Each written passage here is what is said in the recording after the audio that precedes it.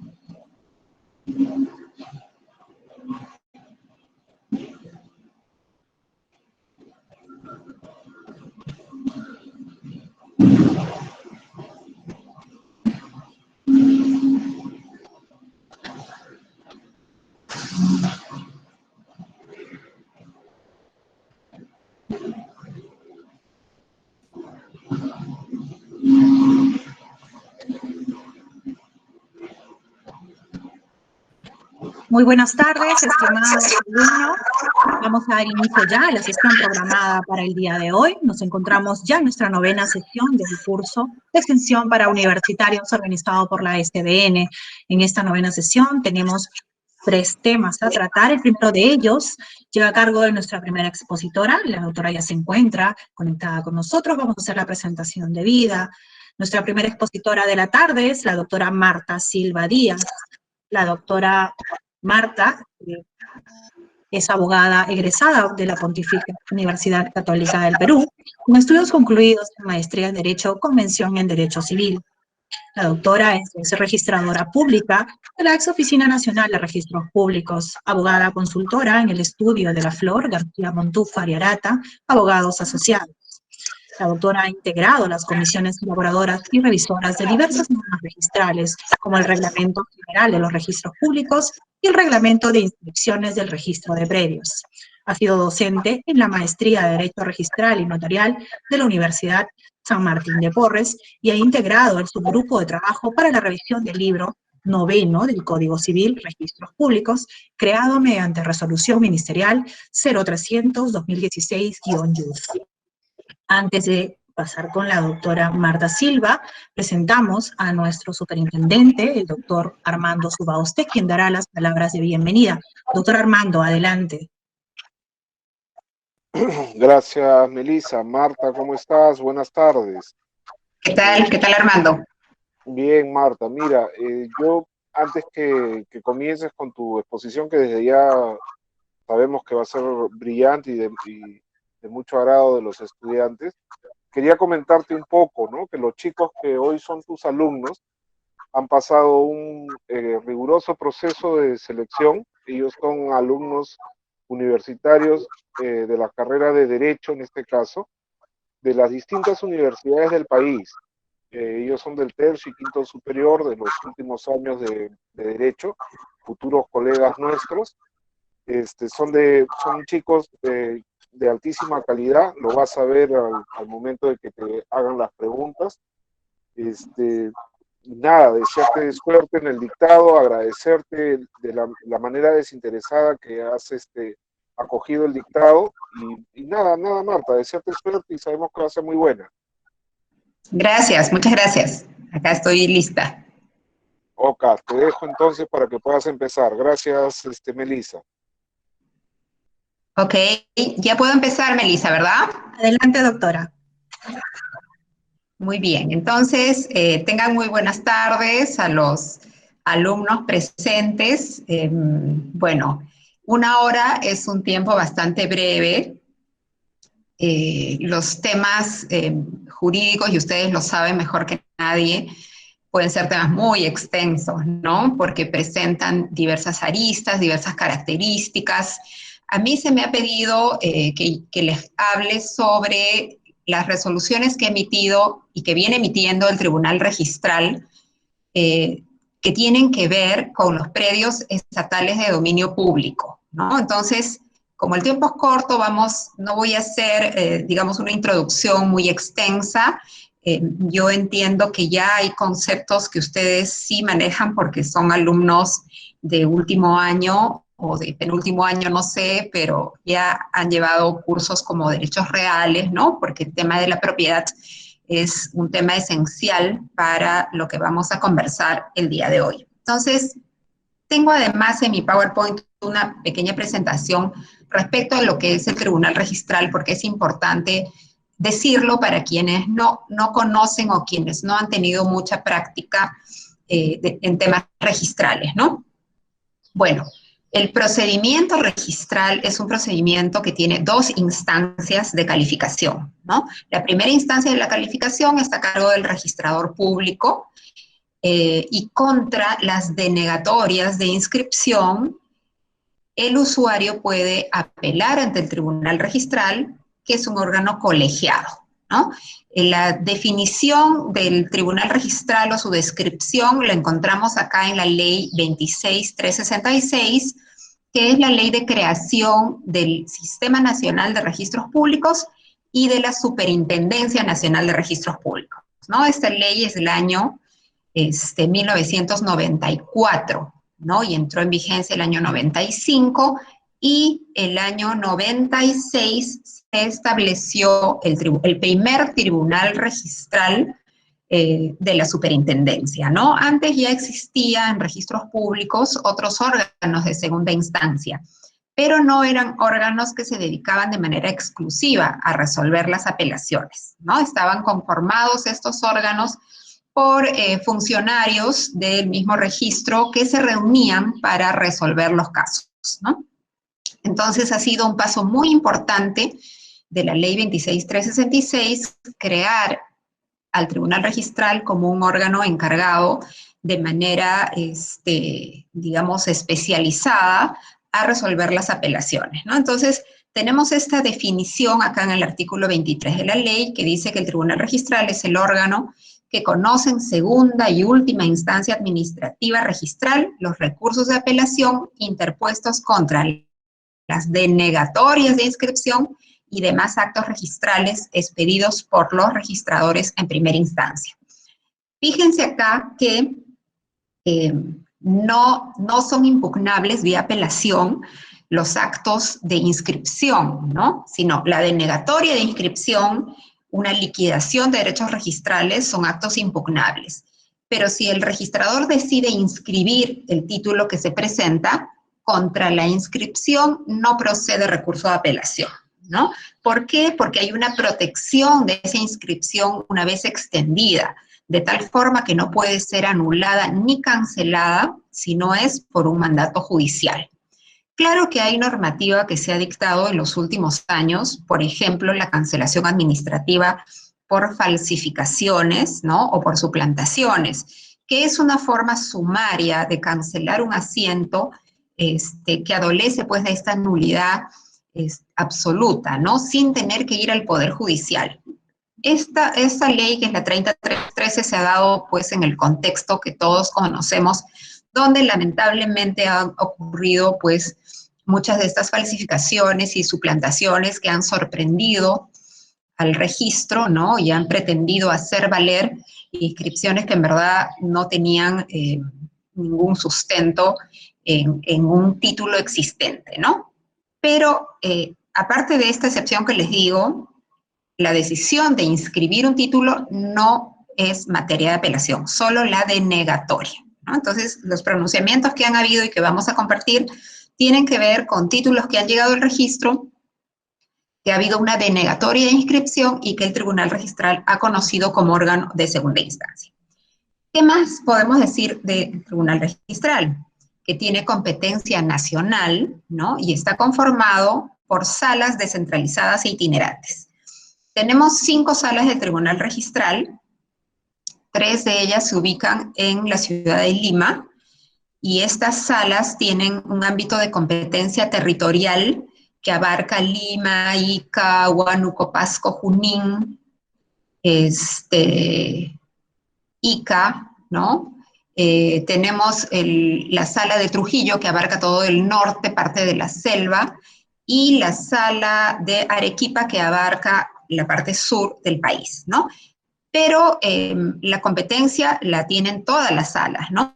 Incluso hace un tiempo ya, que frente a la carga elevada que suele haber en Lima, a pesar de tener 3 salas, en muchos casos se remiten las apelaciones a las salas de Trujillo o de Arequipa para que resuelvan las apelaciones, ¿no? Ahí es que uno puede apreciar que la competencia que se tiene es nacional, ¿no? Entonces, esta distribución que ha habido es una distribución simplemente por cuestión de orden, ¿no? Eso no significa que una sala de Lima no sea competente para ver un asunto que proviene del registro de Tumbes o de cualquier otra manera las 5 salas, ¿no? Y hay un presidente, y el presidente no conforma sala, ¿no? Antes sí los presidentes conformaban sala, pero ahora el presidente ejerce una función más administrativa y de organización. Bueno, la función principal ya le hemos dicho, ¿no? Resolver los recursos de apelación. También tiene otras funciones como verificar el cumplimiento de las normas legales y reglamentarias y de los precedentes de observancia obligatoria por parte de los registradores, ¿no? Entonces, también tiene esta función que sería como una función de supervisión o hasta de fiscalización, ¿no? Aprueban precedentes de observancia obligatoria en los plenos registrales y emiten opinión también respecto a los asuntos que la superintendencia someta a su consideración. Esta función también es importante porque si se dictan normas que tienen que ver con la función del registro público o normas que regulan actos inscribibles, la superintendencia puede tener una opinión del tribunal registral que es una opinión especializada y una opinión técnica, ¿no? ¿Qué cosas son los precedentes de observancia obligatoria? En realidad esta facultad que tiene el tribunal registral de aprobar precedentes obligatorios lo encontramos en el artículo 158 del Reglamento General de Registros Públicos. Este reglamento se promulgó el año 2001 y ese mismo año se promulgó la ley 27444, ¿no? Porque antes regía el procedimiento administrativo, un decreto supremo 011, ahorita no me acuerdo el año, pero la norma administrativa no tenía una ley de aprobación, ¿no? Entonces, en ese mismo año, coincidentemente, porque no hubo un acuerdo, pues, para la aprobación del reglamento y de la ley, en ambas normas se establecieron estas facultades, ¿no? En la 27444, que definitivamente ustedes la deben haber revisado, se han llevado ya a derecho administrativo, existe, ¿no?, la facultad de los órganos colegiados de las entidades administrativas de aprobar precedentes de observancia obligatoria administrativa. Y de esta manera nosotros vemos que, por ejemplo, el INDECOPI aprueba precedentes obligatorios, el tribunal de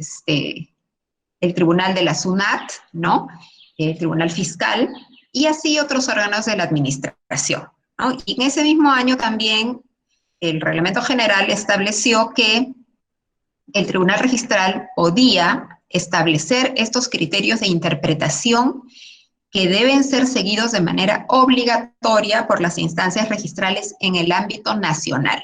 Entonces, estos precedentes, ¿quién los aprueba? El Pleno. ¿Y quién conforma el Pleno? Todos los vocales, incluido el presidente, ¿no? Entonces, en la actualidad son 16 vocales, 15 de los cuales integran cada una de las 5 salas, y el presidente, que también vota para definir un determinado criterio. ¿Y cómo es que se decide qué cosa es lo que se va a someter al Pleno? En realidad son los temas que pueden ser más frecuentes o más conflictivos, o los que han generado discrepancias de interpretación por parte de los registradores públicos, ¿no? Entonces, si un criterio se aprueba y a partir de la publicación de la norma, ¿no?, porque esta es ya la segunda parte del artículo, donde dice que los precedentes se publican en el peruano y son de obligatorio cumplimiento a partir del día siguiente de su publicación, ¿no? No es una norma legal, ¿no? El precedente tiene otra naturaleza, pero comparte con la norma legal la característica de ser de obligatorio cumplimiento, ¿no? Y aquí hay un tema de cumplimiento bajo responsabilidad. Y adicionalmente se publican los precedentes en la página web de la SUNARP. Hay un módulo de Tribunal Registral, si ustedes entran a la página web, ingresan a este módulo del Tribunal Registral y pueden encontrar los textos de los precedentes de observancia obligatoria, de los acuerdos que no son obligatorios, pero que marcan una pauta jurisprudencial, y también encuentran no solo las sumillas, que son las que se publican en el peruano, sino encuentran los textos de las resoluciones, ¿no? Porque a diferencia de una norma legal que es abstracta, ¿no?, el precedente, la característica que tiene es que emana de un caso concreto, ¿no?, resuelto, de uno o varios, porque a veces se toma como sustento más de una resolución.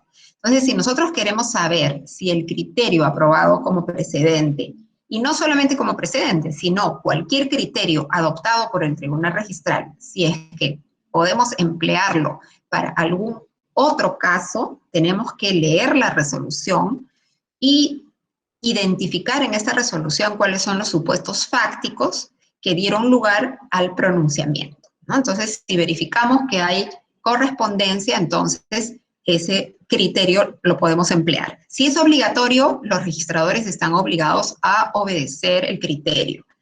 Si es que no es un precedente de observancia obligatoria, sino un acuerdo o una resolución, digamos, nosotros siempre podemos recurrir a esta resolución porque finalmente quien la ha emitido es el órgano de segunda instancia registral.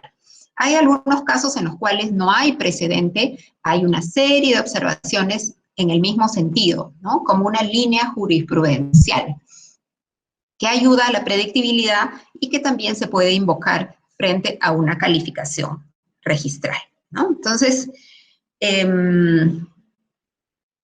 los precedentes deben ser aprobados en el Pleno, publicarse en el peruano, ¿no? Vamos a ver lo que son bienes de dominio público, porque ya vamos a pasar, no quiero distraerme mucho en el tema introductorio. ¿Cómo es que ha tratado el Tribunal Registral este tema, ¿no? Y vamos a repasar algunas cosas que probablemente ustedes ya hayan visto en clases anteriores, que hayan tenido en este mismo curso, ¿no? Tenemos que los bienes de dominio público se identifican de dos maneras en la ley 29151, que es la ley de bienes estatales.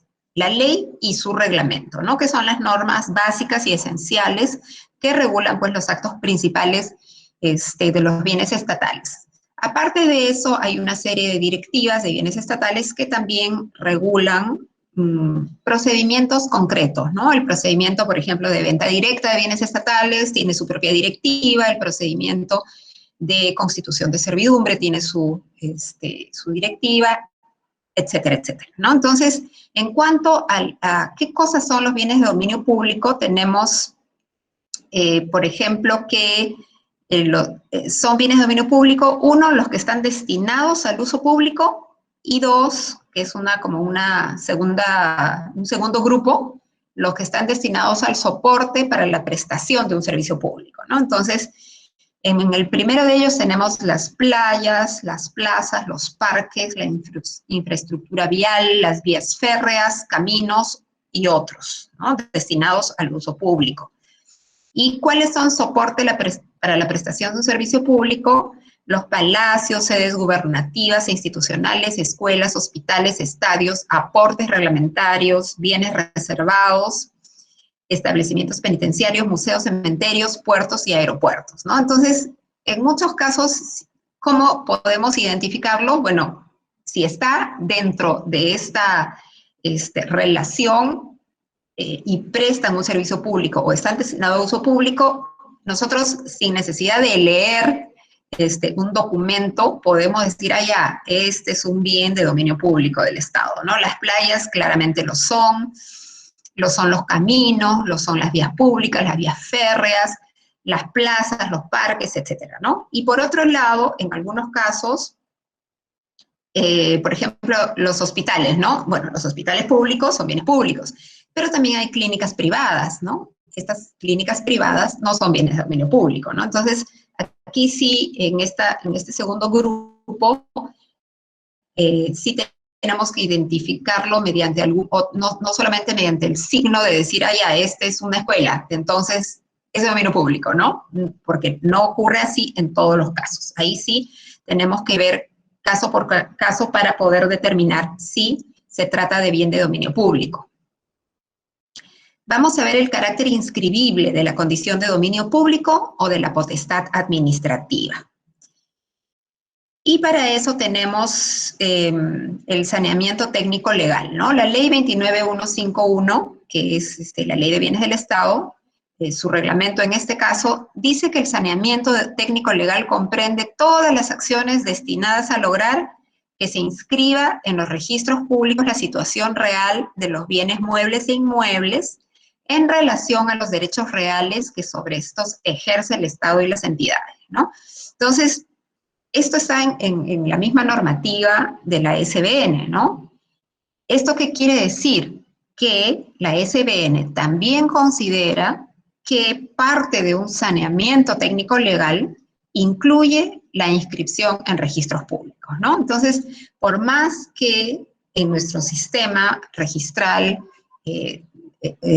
digamos, su característica es que es un sistema declarativo y no constitutivo de derechos, a pesar de eso, cualquier persona considera que ya tiene saneada su propiedad hablando de propiedad inmobiliaria, ¿no? En primer lugar, porque los bienes muebles tienen, pues, características propias, ¿no? No nos estamos refiriendo a eso en este momento.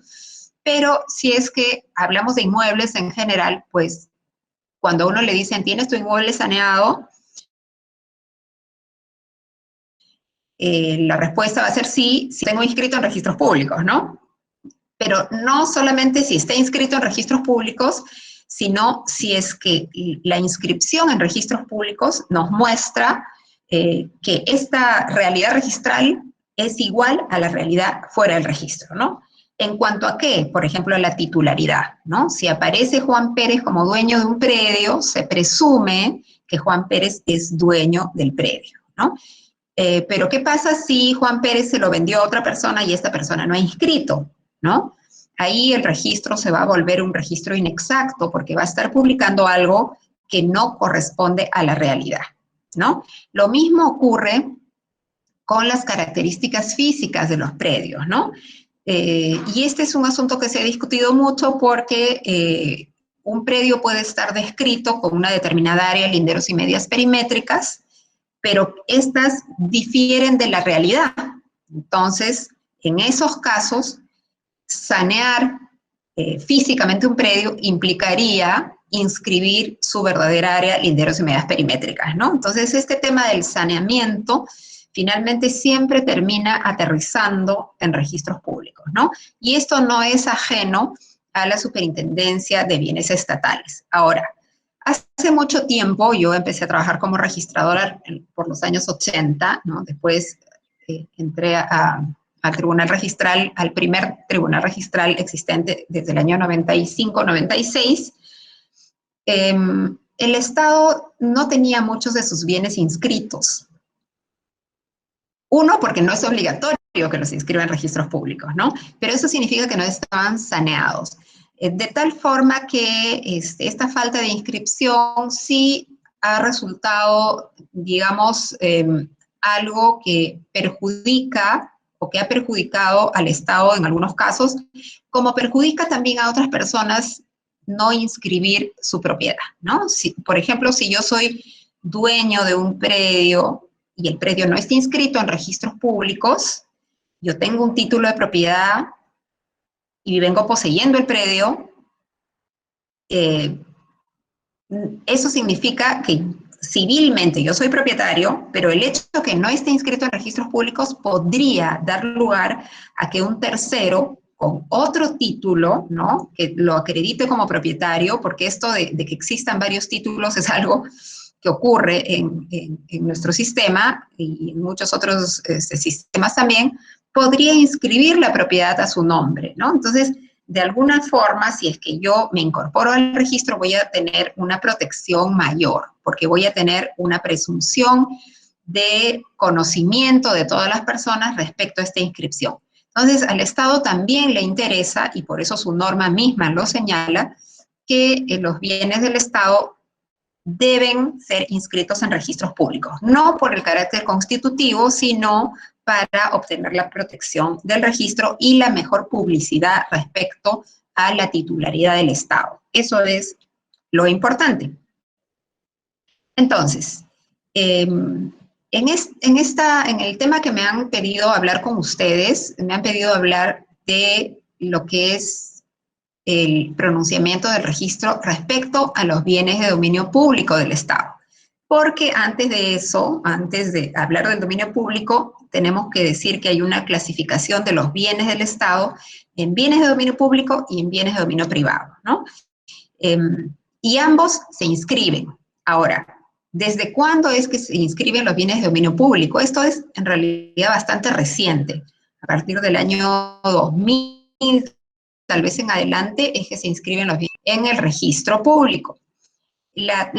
Cuando se creó el registro público, porque el registro es una entidad muy antigua, ¿no?, que nace del modelo español, que es del siglo XIX, y también nació en el siglo XIX en nuestro país, no se consideraba necesario inscribir los bienes de dominio público, porque se consideraba que era suficiente con la publicidad del bien de dominio público por su definición. ¿Qué es lo que hemos visto, no? Por ejemplo, allá, esta es una plaza, es bien de dominio público, ¿no? No es necesario que esté inscrito como tal para que yo sepa que es del Estado o de alguna entidad del Estado, ¿no? Pero en realidad, cada vez con mayor fuerza, y no solamente en nuestro país, sino en otros sistemas registrales, se ha ido incorporando la necesidad de inscribir también los bienes de dominio público, ¿no? Ahora, la dificultad que yo he visto en la práctica es que a veces se puede inscribir un bien a favor del Estado o de una entidad del Estado, pero no queda claro si es un bien de dominio público o si es un bien de dominio privado. Y es importante que eso esté claro, porque los bienes de dominio público tienen muchísimas restricciones, ¿no? Tanto es así que el dominio que ejerce el Estado sobre estos bienes no es propiamente un derecho de propiedad, sino es una facultad de administración de estos bienes, ¿no? No tiene las características y los atributos de un derecho civil. En el caso de los bienes de dominio privado, en cambio, los atributos son mayores, sí, tiene facultad de disposición el Estado respecto de estos bienes, ¿no? Otra cosa es que no los puede vender a quien quiera, ¿no? Tiene que seguirse un procedimiento, tiene que seguirse una subasta pública como regla general, o una venta directa siempre y cuando esté adecuado a las causales que establece la directiva pertinente y el reglamento de la ley 29151, ¿no? Entonces, esta diferencia sí es esencial y por eso, ¿no? Como ambos bienes, tanto los de dominio público como los de dominio privado, se inscriben, sí sería interesante, porque no ocurre en todos los casos, que en la partida registral pueda constar la característica del bien, ¿no? Si es dominio público o si es dominio privado. Porque han habido algunas dificultades justamente en la calificación registral cuando esta circunstancia no ha sido claramente publicitada en el registro, ¿no? Entonces, ¿qué tenemos acá?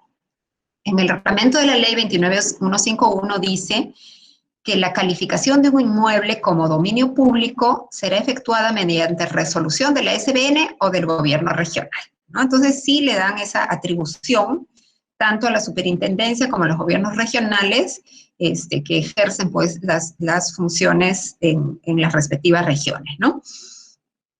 Ahora, los bienes de dominio público pueden ser desafectados, sí, algunos sí, ¿no? Obviamente que hay bienes de dominio público que por el uso público que cumplen, pues no van a ser desafectados, ¿no? Hay algunos otros que sí, que se incorporan ya al dominio privado mediante esta figura llamada desafectación, ¿no? Entonces, ¿qué cosa nos dice este artículo de reglamento? Que la desafectación de un bien de dominio público al dominio privado procede cuando ha perdido la naturaleza o condición para su uso público y es aprobada por la SBN. ¿Qué más dice acá? Que la desafectación se inscribe en el registro de predios a favor del Estado, ¿no? Entonces yo puedo tener inscrito un bien de dominio público y si el Estado lo ha desafectado, yo inscribo la resolución de desafectación, con lo cual el bien sigue inscrito, pero con la condición de bien de dominio privado. A ver, ¿qué nos dice el reglamento también sobre esta inscripción? Que la inscripción de los bienes del Estado, tanto de dominio público como de dominio privado, se efectúa en el registro de predios a favor del Estado, es decir, como titular a favor, el Estado, ¿no? Acá les quiero precisar un poco, esta norma 29151 es relativamente reciente, digamos. Antes había mucho el tema de que los bienes se inscribían a favor de los ministerios o de los organismos públicos, ¿no? Y había toda una dispersión, ¿no? De tal forma que este dominio público o privado escapaba muchas veces al control de quien en realidad es el representante del Estado, que es la Superintendencia de Bienes Estatales, ¿no? Por eso, a partir de la ley 29151 y su reglamento, es que el titular que debe aparecer respecto de estos bienes es el Estado, ¿no? No un organismo público, no algún ministerio. A veces, pues, el Estado lo que hace es adjudicar ya en uso o afectar en uso a alguna determinada dependencia, ¿no? Pero la titularidad corresponde al Estado y eso sí se ha uniformizado y eso ha contribuido a que haya un mayor orden en la administración de los bienes, ¿no? ¿Qué nos dice el reglamento de inscripciones del registro de predios? No se refiere el reglamento de inscripciones de manera exacta a bienes del Estado, ¿no? Cómo se inscriben los bienes del Estado, excepto el tema de la inmatriculación. En cuanto a los datos que deban constar en la partida registral, he tomado esta norma general, ¿no? Esta norma general lo que dice, entre otras cosas, es que cuando se inscribe un predio en el asiento o un predio y los sucesivos derechos, deben constar datos relevantes para el conocimiento de terceros cuando consten en el título. Entonces, en este caso, la condición de bien de dominio público es un aspecto relevante que debería constar en el asiento. Y vamos a ver qué dice la jurisprudencia registral, ¿no? Vamos a revisar varias resoluciones que yo he clasificado por temas, que son los temas más frecuentes que han llegado en apelación ante el tribunal registral, ¿no? Entonces, por ejemplo, este tema de la potestad administrativa, ¿no? Hemos dicho hace un momento que respecto de los bienes de dominio público, el Estado tiene potestad administrativa, ¿no? En cambio, de los bienes de dominio privado, tiene un derecho de propiedad, sin ser exactamente como la propiedad del Código Civil. En verdad, sí tiene todos los atributos, pero sujetos a ser ejercidos bajo los parámetros establecidos en la normativa interna, ¿no? Entonces, esta potestad administrativa de un bien de dominio público, el Tribunal Registral ha dicho en una resolución, esta es una resolución del año 2010, que el ejercicio de la potestad administrativa sobre los bienes de dominio público es inscribible, ¿no? Entonces, ¿qué cosa nos muestra esta sumilla de esta resolución? Esto quiere decir que el registrador se negó a inscribir este aspecto y el tribunal le dijo, no, esto sí es un aspecto inscribible, algo que debe constar en la partida, ¿no? Ahí abajo tienen un poco el resumen de qué se trataba el caso, ¿no? Un parque, ¿no? Al ser el Parque San Germán un bien de dominio público, es procedente efectuar la inscripción del saneamiento de la titularidad administrativa previa independización del predio, ¿no? Entonces, el saneamiento de la titularidad implica inscribir ese bien a nombre del Estado o, si es que son bienes municipales, porque también hay que distinguir que la propia ley 29151 reconoce que hay bienes que son de propiedad de los gobiernos locales, ¿no? Y esto está también recogido en la ley 27972, que es la ley orgánica de municipalidades, ¿no? Entonces, o es la SBN o son los municipios los titulares. Acá también tenemos otro ejemplo, un extracto de una resolución, ¿no? Condición de bien de dominio público por mandato legal. Acá se trata de una inscripción antigua, ¿no? Si se fijan ustedes en la sumilla, ¿no? Se trata de una habilitación urbana que se inscribió en base a una resolución ministerial del año 1956, ¿no? Entonces, en esta inscripción no se había realizado la precisión sobre la calidad de bien de dominio público y por lo tanto intangible, inalienable, que correspondía a las áreas libres de la urbanización Santa María del Mar, ¿no? Entonces, acá lo que dijo el tribunal, esto es del 2018, es que esta situación, ¿no?, de ser área libre y que no haya dicho claramente en la resolución ministerial que se trataba de bienes de dominio público, eso se encontraba establecido en la normativa vigente, ¿no? Entonces, si nosotros íbamos, por ejemplo, al Reglamento Nacional de Construcciones, ¿no?, o la normativa anterior, ahí nos decían, bueno, tales bienes se consideran, por ejemplo, aportes. Los aportes son bienes de dominio público, eso lo hemos visto cuando hemos enseñado la diapositiva donde decía bienes de uso público y otros de servicio público. Ahí en esa enumeración están los aportes de las habilitaciones urbanas, que son bienes de dominio público, ¿no? Entonces, acá lo que se dijo fue, mira, a pesar de la antigüedad de la inscripción, yo me remito a la normativa de esa fecha y acá yo deduzco, ¿no?, concluyo que se trata de un bien de dominio público por norma expresa. Por lo tanto, corresponde inscribir la condición de bien de dominio público en este caso, ¿no? Acá hay Otro ejemplo, ¿no? Acreditación de bien de dominio público destinada al uso público, una resolución del año 2013. Acá lo que se solicitó fue independizar un área de 5.000 metros, vamos a redondear, que estaba denominado en una partida donde estaba inscrito un área mayor como local de servicios municipales. Entonces, por la denominación, se deduce que está destinada al cumplimiento de los fines del Estado, ¿no?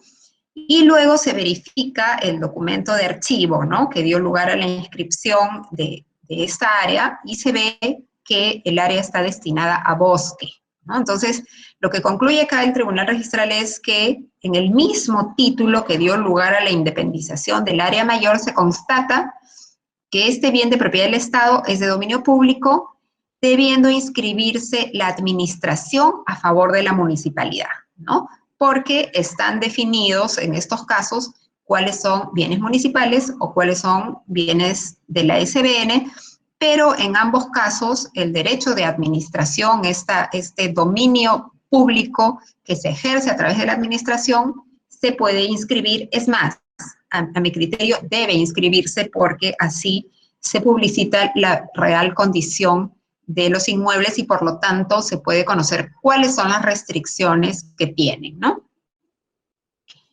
Acá tenemos otra resolución del 2009, ¿no?, donde también tenemos un ejemplo de un colegio nacional, ¿no? Esta resolución de la Sala de Trujillo señaló que estando acreditada la condición de bien de dominio público de las instalaciones del Colegio Nacional de San Juan, corresponde efectuar su inscripción en el registro a nombre del Estado, ¿no?, por ser un colegio público, un colegio nacional, y por lo tanto que sirve para brindar un servicio público. Luego tenemos un par de resoluciones vinculadas a la inmatriculación, ¿no? La inmatriculación, ¿qué cosa es? Es la incorporación por primera vez de un predio al registro público, ¿no? Y esto ha ocurrido respecto a todos los predios que en la actualidad se encuentran inmatriculados. Lo que pasa es que, como la inscripción en registros públicos, insisto, no es obligatoria, pues hay muchos predios, tanto de particulares como del Estado, que todavía no han sido registrados, ¿no? Entonces, tenemos reglas para esta primera inscripción de dominio de bienes estatales. Por ejemplo, tenemos acá el artículo 38 del reglamento de la ley 29151, que nos dice que la primera inscripción de dominio de predios estatales será sustentada y aprobada por los gobiernos regionales o la SBN mediante resolución, ¿no?, de acuerdo a las competencias. Puede ser la competencia de la SBN o la competencia del gobierno regional. Entonces, esa resolución que emite, ya sea la SBN o el gobierno regional, va a ser el título inscribible en registros públicos. Y esto lo dice el artículo 18 del reglamento de inscripciones del registro de predios, ¿no? Esta es una de las pocas normas, porque por lo general, como las normas del Estado están en su propia normativa especial, digamos, es esa normativa especial a la que uno tiene que remitirse para evaluar las características, las condiciones de los bienes del Estado, ¿no? Entonces, lo que ha hecho acá el artículo 18 del reglamento de predios es incorporar una norma que dice, por si acaso, cuando se trata de inscripción, de la primera inscripción de bienes del Estado, no se necesita que el título, le hace la resolución, deba tener una antigüedad de 5 años. ¿Y por qué se ha hecho esta precisión? Porque el artículo 2018 del Código Civil dice que la inmatriculación o primera de dominio se extiende en base o a títulos con antigüedad de 5 años o a títulos supletorios, ¿no? Entonces, aquello que no sea título supletorio, contrario sensu, podría entenderse que requiere una antigüedad de 5 años, ¿no? Pero el reglamento de predios ha hecho un desarrollo acá en el sentido de decir, bueno, hay algunos títulos que no requieren una antigüedad de 5 años para poder inscribirse. Realmente este tema de la antigüedad está más vinculada a lo que son títulos de propiedad otorgados por la voluntad de las partes, ¿no? En mérito a contrato, un acto jurídico, y ahí se requiere, pues, que pasen esos 5 años, que son los 5 años la prescripción corta, para poder, lo que ha hecho el Código Civil en ese momento es presumir que si uno tiene un título de hace 5 años y lo inscribe al cabo de ese tiempo, pues se supone que ha venido poseyendo durante todo ese plazo, ¿no? Eso no es necesario hacer en algunos otros supuestos. Por ejemplo, títulos que emanan de resoluciones judiciales o títulos que emanan de resoluciones administrativas, porque en estos casos esos títulos no emanan de la voluntad de las partes, sino que nacen de un determinado procedimiento seguido al amparo de la normativa, ¿no? Entonces, lo que ha dicho por eso el reglamento es que no necesita una antigüedad de 5 años la resolución que dispone la primera inscripción de bienes de dominio público o de dominio privado, o la incorporación o reversión de un predio al dominio del Estado de acuerdo a disposiciones especiales, ¿no? Esta es la norma del reglamento de predios. Ahora, tenemos acá una resolución de la Sala de Arequipa, ¿no? Sobre inmatriculación de bienes del Estado. Aquí también parece que ha habido una discusión. Fíjense que esa resolución es del 2019, perdón, entonces es bastante reciente, ¿no? Acá la sala ha dicho que la primera inscripción de dominio a cargo de gobiernos regionales comprende bienes de dominio privado, estatal, como bienes de dominio público, en la medida que el artículo 23 de la ley 29151 no efectúa distinción, ¿no? Entonces acá parece ser que el registrador todavía está con el esquema mental antiguo, ¿no? De que los bienes de dominio público no se inscribían, porque eso ocurría en el pasado. Pero ya las normas han cambiado, la jurisprudencia ha cambiado, y acá definitivamente esa resolución lo que ha hecho es enmendar justamente este criterio equivocado del registrador, que de alguna manera estaba cuestionando el carácter inscribible de los bienes públicos en el registro, ¿no? Tenemos otro tema que ocurre también con alguna frecuencia. Hay varias resoluciones que tienen que ver con estos predios, que no son los predios urbanos, definitivamente, ¿no? En estos casos estamos hablando de predios rústicos o de predios rurales. En muchos casos, pues, estas grandes extensiones de terreno tienen dentro del terreno quebradas, ríos, lagunas o cuerpos de agua, ¿no? Estos cuerpos de agua, quebradas, ríos, son bienes de dominio público hidráulico, ¿no? Son dominio público, sí, dominio público hidráulico, porque tienen una norma especial. No es la 29151 la que regula este tipo de bienes de dominio público, sino la ley 29338, que es la ley de recursos hídricos, ¿no? Entonces aquí tenemos unos determinados bienes del Estado, otros son, por ejemplo, los del patrimonio cultural de la nación, ¿no? Que también tienen protección, las reservas naturales. Hay una infinidad de bienes que tienen una protección especial porque son bienes del Estado y que tienen normativa especial que en cada caso hay que revisar, digamos, antes de presentar un título o, digamos, en sede registral para evaluar y calificar los títulos que se presentan, ¿no? Entonces, acá, ¿qué cosa dijo la Sala de Trujillo? Dijo que por mandato del artículo 7 de esta ley, las quebradas, ríos, lagunas, etcétera, son bienes de dominio público hidráulico, por lo que tratándose de la inmatriculación de bienes ubicados sobre ellos, porque lo que nosotros inmatriculamos son predios, ¿no? Predios que tienen una determinada definición, que son superficies terrestres, ¿no? En estos casos se requiere adjuntar documentos expedidos por la Autoridad Administrativa del Agua, que es la ANA, ¿no? La ANA es la sigla de esta autoridad administrativa, y la ANA tiene que indicar que no se afecta ni altera las características de estos bienes, ¿no? Entonces, con esta autorización recién se puede inmatricular predios en los cuales haya algún cuerpo de agua. Vamos a hablar de la inalienabilidad e imprescriptibilidad de los bienes de dominio público, que es una característica que está reconocida en sede constitucional, ¿no?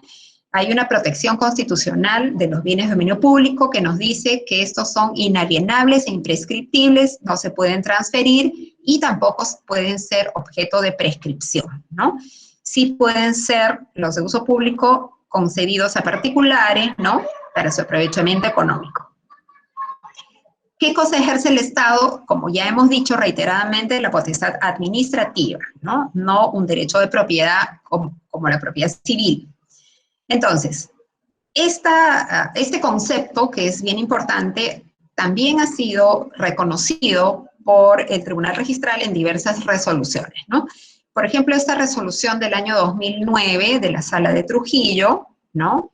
Lo que dijo fue lo siguiente: no es inscribible el negocio jurídico, ¿no?, o contrato que determine derechos privados sobre bienes de dominio público por inadecuación del título con una realidad dominical que proviene de la ley, ¿no? La realidad de la ley, en este caso es la ley 26586, que es la ley de playas.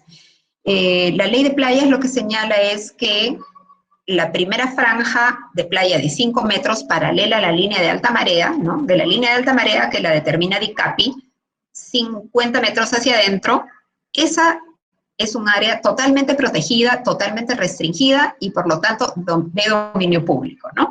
Entonces, en este caso, yo he puesto aquí una parte considerativa donde nos explica qué es lo que ha pasado en este caso, ¿no? Qué cosa es lo que se pretendía inscribir y que el registro ha dicho que no se puede inscribir justamente en virtud de esta protección de los bienes de dominio público, ¿no?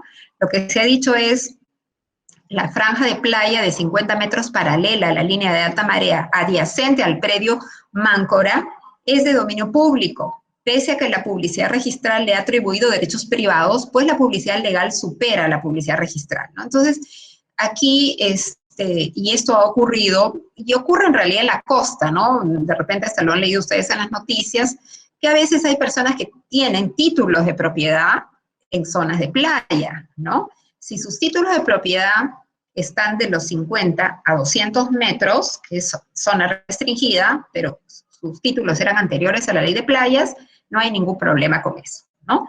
Pero si sus títulos, por más antiguos que sean, abarcan estos 50 metros, pues esos títulos no prevalecen respecto a la restricción legal establecida. Es decir, prevalece la restricción legal, ¿no?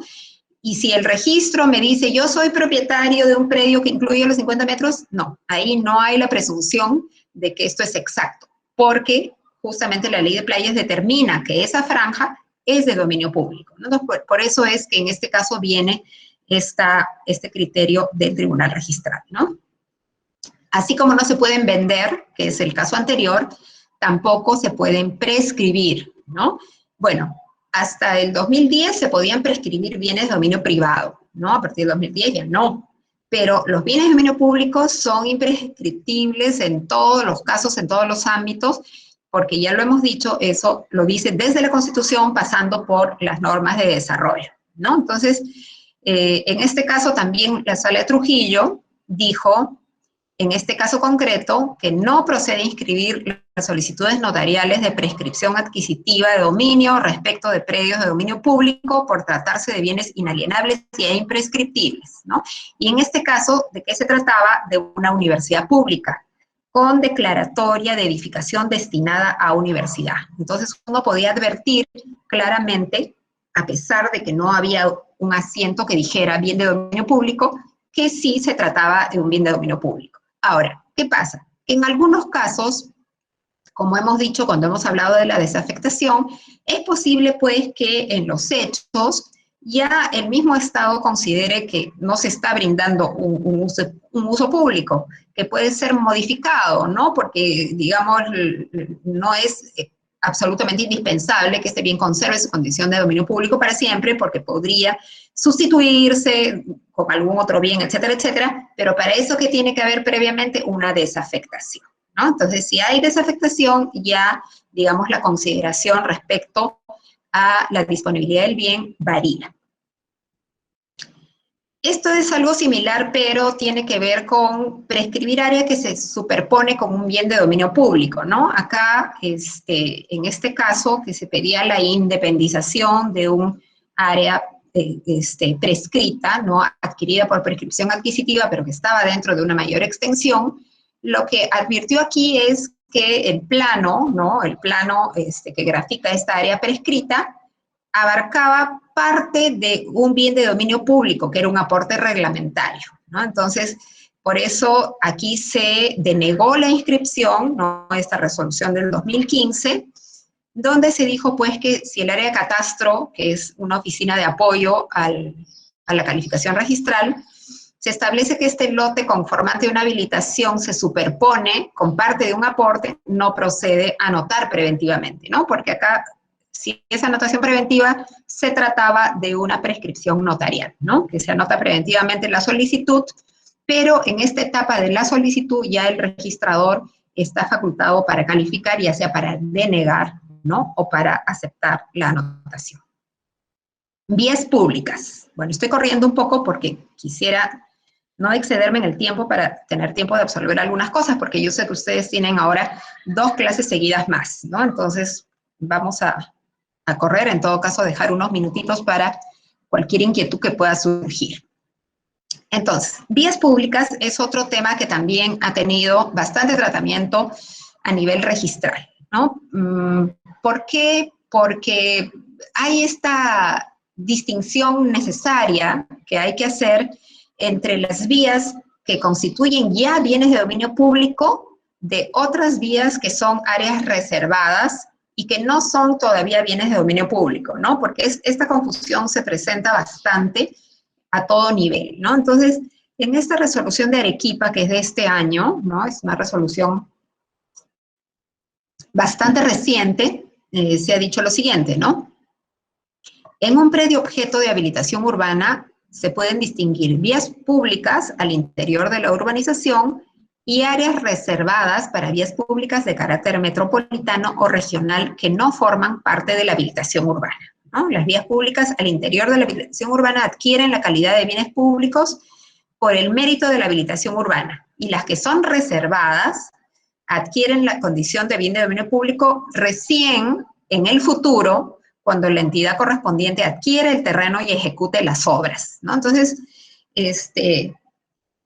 cuando uno va a llevar a cabo una habilitación urbana, lo que tiene que pedir en primer lugar es un certificado de zonificación y vías, ¿no? Entonces aquí me dicen qué zonificación tiene el terreno para poder definir el tipo de habilitación, y también me dice si va a estar afecto a alguna vía. Sobre todo estas, ¿no? Las de carácter metropolitano o regional, porque esta afectación no implica que yo voy a dejar de ser propietario de esa área. Lo único que voy a tener que hacer es respetar esa área, ¿no? No hacer una construcción permanente, pero esa área sigue siendo de mi propiedad. ¿Y cuándo recién se va a convertir en vía pública? Cuando el Estado decida expropiarme o comprarme esa parte, y recién ahí va a ser bien de dominio público.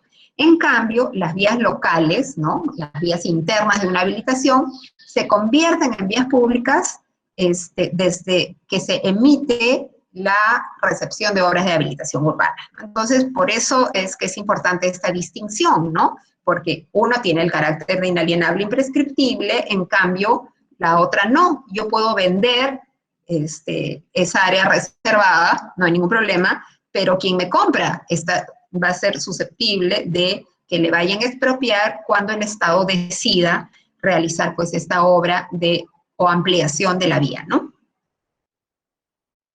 Otra es la característica de las llamadas trochas carrozables, ¿no?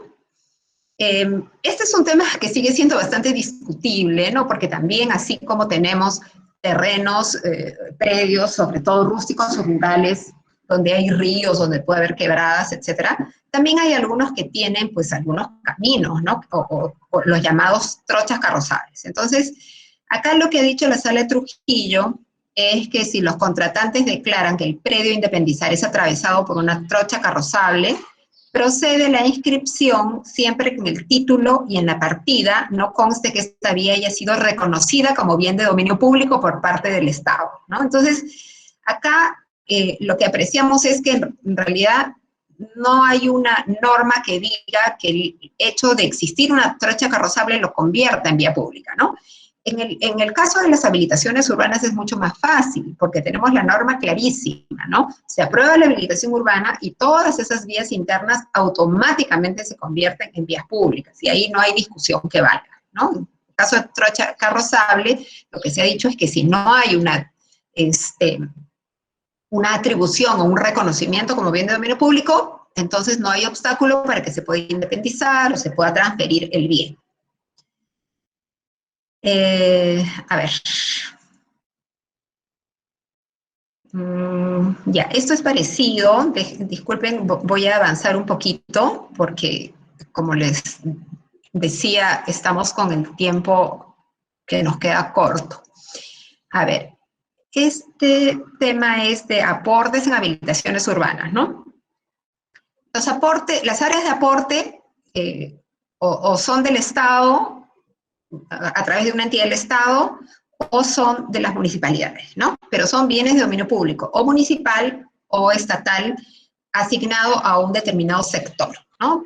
Por lo general, lo que tenemos en habilitaciones urbanas son aportes de salud, ¿no? O para educación, ¿no? De salud para hospitales, ¿no? Públicos, y de educación para también escuelas privadas, ¿no? Perdón, para escuelas públicas. Entonces, estos aportes de habilitación urbana se inscriben de acuerdo a un pleno del Tribunal Registral de octubre del 2016. Cuando se trata de habilitaciones urbanas, ya tenemos recepción de obras, y lo que ha dicho el tribunal acá, porque este es un caso bastante discutible, las normas no son claras, ¿no? La ley de habilitación urbana y su reglamento hablan de que tiene que haber una minuta, que la minuta tiene que ser traslativa a favor del beneficiario del aporte. Pero lo que ha dicho el Tribunal Registral ha zanjado el tema, cortado por lo sano, porque ha dicho, mira, con la recepción de obras, estos aportes ya se convirtieron en bienes de dominio público. Por lo tanto, basta esta resolución para generar la independización a favor de la entidad beneficiaria, ¿no? Ahora, esa entidad beneficiaria definitivamente, pues, lo que adquiere es esa potestad administrativa sobre este bien, ¿no? No es que adquiere una propiedad civil, insistimos en eso. A ver, Sala de Trujillo, los lotes destinados a otros fines son bienes de dominio público del Estado, no son susceptibles de disposición. Aquí tenemos un ejemplo de un tipo de, o una calificación de bienes que forman parte de una habilitación urbana, pero que no son aportes, sino sirven para determinados equipamientos, por ejemplo, equipamiento urbano, equipamiento educativo, perdón, o de salud, ¿no? Y acá sí hay que estar atentos porque esta resolución, hay varias resoluciones que se han pronunciado sobre este tipo de lotes, ¿no? Cuando yo tengo una habilitación urbana para inscribir, voy a tener un determinado cuadro donde me dice cuáles lotes son vendibles, ¿no? Y cuáles forman parte de aporte, ¿no? De tal forma que yo sé que si es aporte no es vendible, ¿no? Y si no es aporte, sino, por ejemplo, equipamiento educativo que está considerado dentro de la relación de lotes vendibles, entonces no debo yo, como ha ocurrido en este caso y en varios otros, que el registrador ha dicho, no, esto es un lote de equipamiento educativo, no se puede vender porque es un bien de dominio público, pero no es así, ¿no? Por eso hay que tener muy en cuenta lo que ha resuelto esa resolución que aprobó la habilitación urbana, ¿no? Entonces, dice acá, el que se encuentre un lote de equipamiento educativo dentro del área vendible de la urbanización no constituye un bien de dominio público, siendo de libre disposición y debiendo mantener el uso para el que ha sido destinado. Entonces, eso es lo único que hay que tener en cuenta, que tiene que mantener el uso, ¿no? El uso es que ahí, en ese lote de equipamiento educativo, lo que tiene que haber es que lo que tiene que edificarse ahí es un colegio, ¿no? Un colegio, un centro educativo. Esa sería la limitación. A ver, el área reservada, ya hemos dicho, ¿no? Para futuras vías metropolitanas, etcétera, no son vías de dominio público, son áreas reservadas, ¿no? Eso también lo ha dicho la Sala de Arequipa en otro caso. Y ya para ir terminando, hemos dicho que, por ejemplo, para la inmatriculación de un predio donde haya cuerpos de agua, necesito la intervención de la Autoridad Nacional del Agua, ¿no? Este caso no es inmatriculación, sino es un caso de independización. Es decir, el predio ya está inscrito a favor de un particular, dentro de él puede haber quebradas, fajas marginales, ¿no? Aunque se hallen dentro de un predio de propiedad privada, su condición es ser un bien de dominio público, ¿no? No existe impedimento para que el propietario pueda independizar el predio, debiendo respetar la quebrada y su franja marginal, ¿no? Eso es lo que se ha dicho en este caso. Y ese es otro caso donde en la sala de Trujillo se resolvió desde el año pasado un caso de una resolución de subdivisión de lotes, ¿no? Donde la autoridad administrativa, en este caso, impuso una servidumbre de paso a favor de los 2 o 3 lotes que se estaban subdividiendo respecto del Jirón Leoncio Prado, ¿no? Eso dice aquí abajo. La imposición de una servidumbre al Jirón Leoncio Prado envuelve un acto de disposición de la Municipalidad Distrital de Huallanca sobre un bien de dominio público.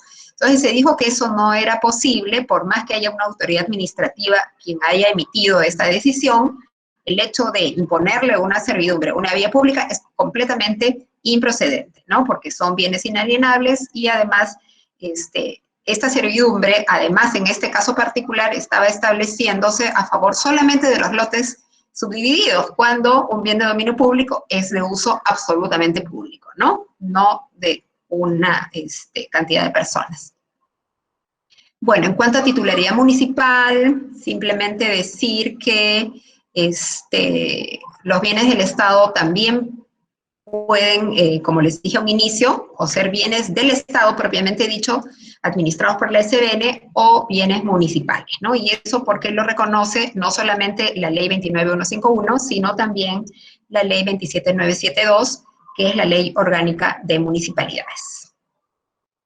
Que también, por lo tanto, su desafectación corresponde a los gobiernos locales, ¿no? En este caso. Y para desafectar, en estos casos, si es un bien de dominio público de una municipalidad distrital, a quien corresponde la desafectación es a la municipalidad provincial, ¿no? Esas ya son normas un poco más específicas. Entonces, con esto hemos terminado un poco rápidamente, está atenta a la hora para poder decirles todo lo que les quería decir en este caso, ¿no? Y espero que haberme dejado entender para... A ver. Listo, acá estamos. Melissa, ¿me estás escuchando? Claro que sí, doctora, atentamente. He corrido mucho. He corrido al final para que me alcance el tiempo. Todo bien, he visto a los chicos bastante atentos, han estado tomando nota, por supuesto, ya saben que los materiales de la doctora Marta están subidos en nuestra plataforma virtual, el aula, y de momento no tenemos consultas, doctora, pero queremos agradecerle profundamente. ¿Ha estado muy claro? Creo que sí, ¿verdad, chicos? Ha estado claro, ¿cierto? Claro, o es eso o no se entendió nada, así que voy a optar por lo primero, debe haber quedado claro. Bastante claro, doctora. Extenderle nuestro agradecimiento por su participación en el curso de extensión para universitarios. Muchísimas gracias por transmitirnos sus conocimientos. Ahí están los chicos indicando en el chat que toda la exposición ha sido bastante clara y le están dando las felicitaciones, doctora. Muchas gracias. Inmediatamente. Gracias. Paso la palabra a nuestro director de normas y registros. Se encuentra ya nuestro segundo ponente, el doctor José Mas, va a dar unas breves palabras de agradecimiento a la doctora y por supuesto la bienvenida al segundo ponente. Gracias. Adelante, doctor José. Sí, doctora Marta Silva. El agradecimiento de toda la Superintendencia Nacional de Bienes Estatales por su desprendimiento y por compartir sus conocimientos, su experiencia en el tema de derecho civil, registral, y los jóvenes acá presentes en esta aula van a estar muy agradecidos y seguro que han asimilado todo lo que ha expuesto y los materiales que está dejando para que profundicen sus conocimientos. Está muy claro, yo mismo he estado atento de los detalles que se han presentado en este tema registral de los bienes de dominio público, dominio privado. Muchísimas gracias por su colaboración con la superintendencia y con los jóvenes alumnos que están presentes. Gracias. Muchas gracias a todos ustedes, a la SBN y a los alumnos. Chao. Gracias, doctora. Chao. Ok, nos vemos. Gracias.